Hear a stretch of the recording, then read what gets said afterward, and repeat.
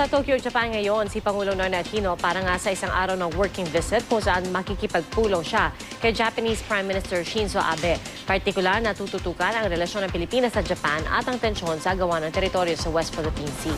May ulat on the spot si Sandra Aguinaldo. Sandra? Yes, iyan, nagaganap ngayon ang meeting sa pagitan ni Pangulong Aquino at Japanese Prime Minister Shinzo Abe sa Prime Minister residence dito sa Tokyo, Japan. Sa meeting na ito, kasama sina DFA Secretary Albert Del Rosario, Defense Secretary Voltaire Gazmin at isa sa inaasahang pag-uusapan ang issue ng pinag-aagawang teritoryo sa West Philippine Sea. Ang Pilipinas at Japan ay kapwa may conflicting claims with China sa isyong ito. At sa pulong na ito, nauna nang napaulat na matatalakay ang maritime cooperation ng Japan at Pilipinas. Sa kanilang meeting o sa kanilang muling pagkikita, sinabi ni Prime Minister Abe na natutuwa siya sa muling pagkikita nila ni Pinoy.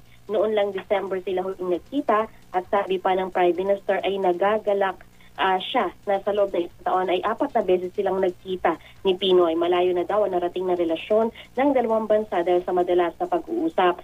Sabi naman ni Pangulong Aquino, natutuwa din siya sa mas sumiglang strategic partnership ng dalawang bansa. Matapos ito ay lilipad ang Pangulo papuntang Hiroshima, Japan para naman dumalo sa conference na inorganisa ng Japan International Cooperation Agency.